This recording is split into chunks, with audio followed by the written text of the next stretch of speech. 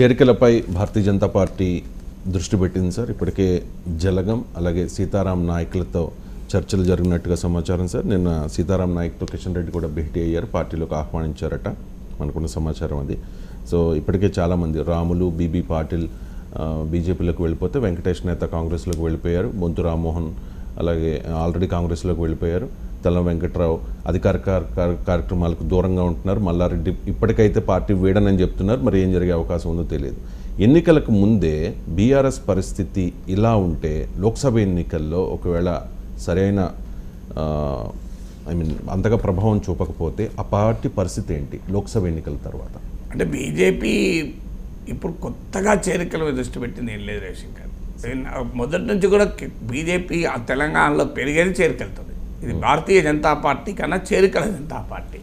దీనికి ఒక కమిటీ, ప్రత్యేకంగా ఒక కమిటీ వేసి అంత మొదట్లో ఇంద్రసేనారెడ్డి, తర్వాత ఈటల రాజేందర్ను భారత రాజకీయాల్లో ఇతర పార్టీల ఎమ్మెల్యేలను చేర్చుకోవటానికి, ఆకర్షించటానికి, ఆపరేషన్ ఫిరాయింపులు ప్రోత్సహించటానికి ప్రత్యేకంగా కమిటీ వేసిన ఏకైక రాజకీయ పార్టీ భారతీయ జనతా పార్టీ.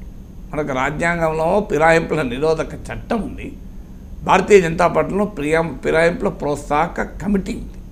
రాజ్యాంగానికి ఎంత విరుద్ధమో దీన్ని బట్టి అర్థమవుతుంది.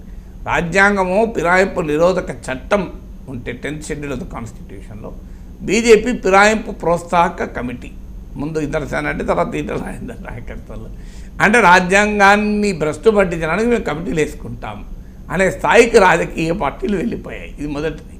అందువల్ల అయితే ఇది భారతీయ జనతా పార్టీ ఒక్కటే చేస్తుందా? చేయడం లేదు. ఇందులో కాంగ్రెస్ అయినా, బీఆర్ఎస్ అయినా, ఈ పార్టీ అయినా, ఆ పార్టీ అయినా తేడా లేదు. అన్ని పార్టీలకు కూడా ఇతర పార్టీల నాయకులు ఆకర్షించే కార్యక్రమం చేస్తున్నారు. అందువల్ల let us not single out BJP also. So ఇక బీఆర్ఎస్ నుంచి వెళ్ళిపోతున్నారు అంటే మరి కేసీఆర్ బలం ఉన్నప్పుడు చేసిన పని అదే కదా, అన్ని పార్టీల నుంచి లాక్కున్నాడు కదా. ఇప్పుడు ఆయన బలహీనమైనా అందరూ వెళ్ళిపోతున్నారు. నువ్వు లాక్కున్నప్పుడు ఏ కమిట్మెంట్తో లాక్కున్నావు, ఇప్పుడు వెళ్ళిపోయేటప్పుడు అట్లే వెళ్ళిపోతారు.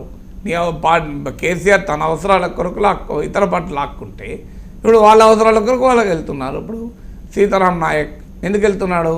ఆయన రాజ్యసభ సీట్ అడిగాడు, ఇవ్వలేదు.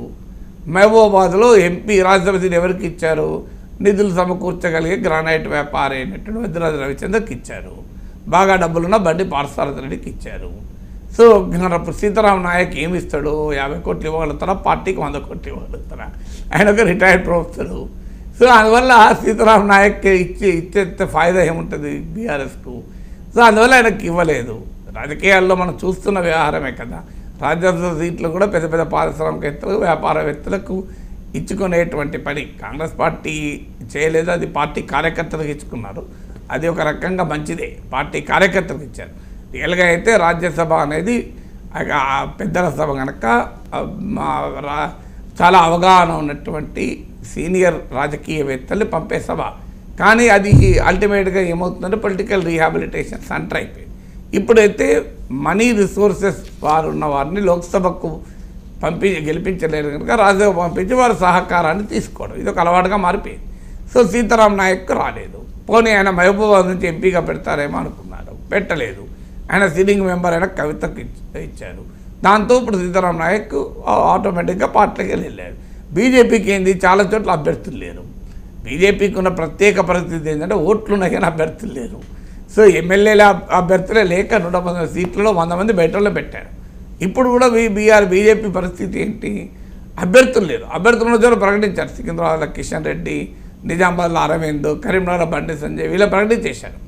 ఇక వచ్చిన వాళ్ళను అక్కడ భరత్ను ప్రకటించారు, నాగర్ కర్నూలు, జైరాబాద్లో బీబీ పాటిల్ ప్రకటించారు. ఇక మిగతా చోట్ల రావాలి ఎవరైనా, రాకపోతే క్యాండిడేట్ లేరు. ఏం చేయాలి? క్యాండిడేట్ లేరు కనుక వెయిటింగ్, ఎవరైతే వాళ్ళని ప్రకటిస్తామని.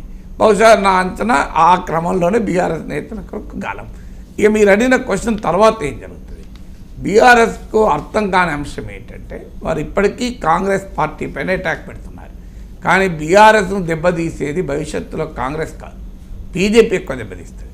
ఎందుకు బీజేపీ ఎక్కువ తీస్తుంది అంటే మీకు ఒకటే సింపుల్ లాజిక్. ప్రభుత్వము కేసీఆర్ ఉన్నప్పుడు, అధికారంలో బీఆర్ఎస్ ఉన్నప్పుడు ప్రభుత్వ వ్యతిరేక ఓటు బీజేపీ కాంగ్రెస్ల మధ్య స్ప్లిట్ అయ్యింది. బీజేపీ బలపడుతున్న సమయంలో కాంగ్రెస్ బలహీనపడింది. మీకు దుబ్బాకలో కాంగ్రెస్ ఓటింగ్ చూడండి, హుజూరాబాద్లో కాంగ్రెస్కి 3,000 వచ్చాయి, జిహెచ్ఎంసీలో 2 సీట్లు వచ్చాయి.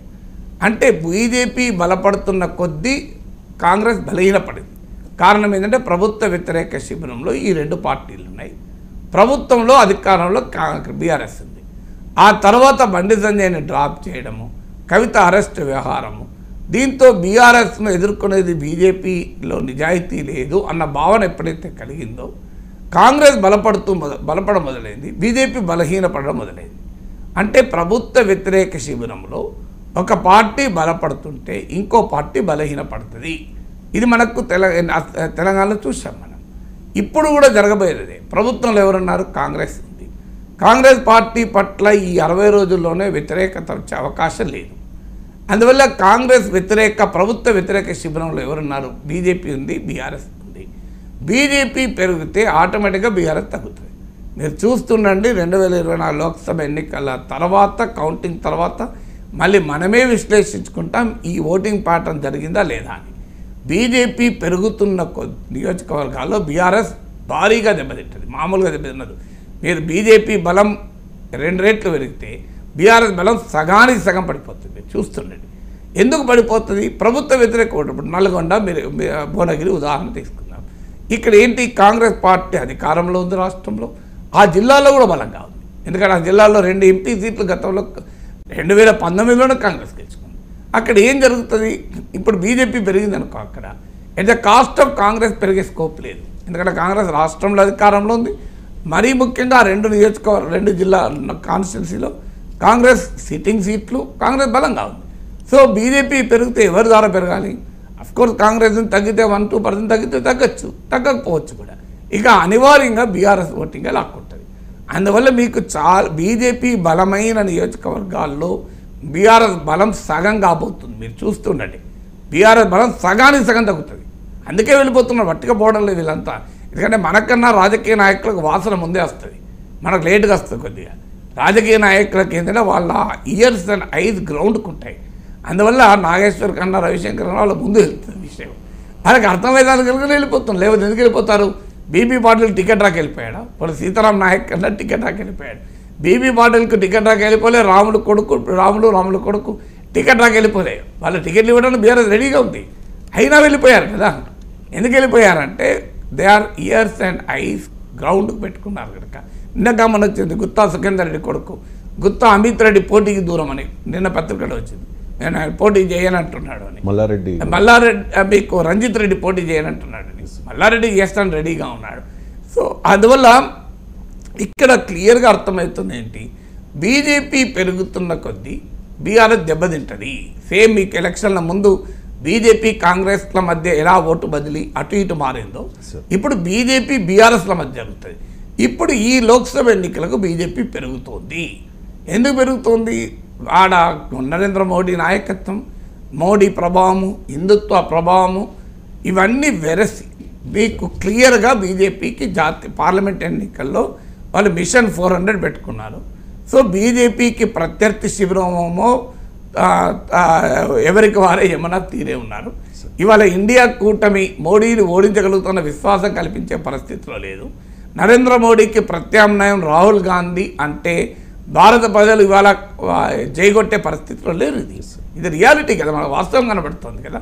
అందువల్ల ఏమవుతుంది? నరేంద్ర మోడీ ప్రభావము, జాతీయ రాజకీయాల ప్రభావము, హిందుత్వ పాలిటిక్స్ ప్రభావం వల్ల తెలంగాణలో బీజేపీకి కాస్తంత బలం ఉన్న సీట్లలో బీజేపీ ఓటింగ్ గణనీయంగా పెరుగుతుంది. బలం లేని సీట్లు ఇప్పుడు ఖమ్మం ఉంది. నా అంచనా అక్కడ the cost of BRS BJP పెరగడానికి స్కోప్ ఏం లేదు. ఎందుకంటే అక్కడ బీజేపీ లేనే లేదు కదా. అక్కడ బహుశా బీఆర్ఎస్ నిలబెట్టుకుంటుంది తన ఓటింగ్. కానీ బీజేపీకి కాస్తంత బలం ఉన్న నియోజకవర్గాలు అన్నింటిలో బీజేపీ బలమేమో గణనీయంగా పెరుగుతుంది. అయితే గెలిచే అంత పెరుగుతుందా అది చెప్పలేము. ఎంపీలుగా గెలిచే అంత పెరగకపోవచ్చు, కానీ గణనీయంగా పెరుగుతుంది. అది at the cost of BRS పెరుగుతుంది. అందువల్ల బీఆర్ఎస్ ఓటు నిలబెట్టుకోవాలి అన్నా, తన ఓటింగ్ ఇంప్రూవ్ చేసుకోవాలన్నా ఒక్క కాంగ్రెస్ పైన అటాక్ పెడితే లాభం లేదు. బీజేపీ పైన అటాక్ పెడితేనే తన ఓటు బీజేపీకి పోకుండా కాపాడగలదు. ఆ పని కేసీఆర్ చేయడం లేదు, బీఆర్ఎస్ చేయడం లేదు.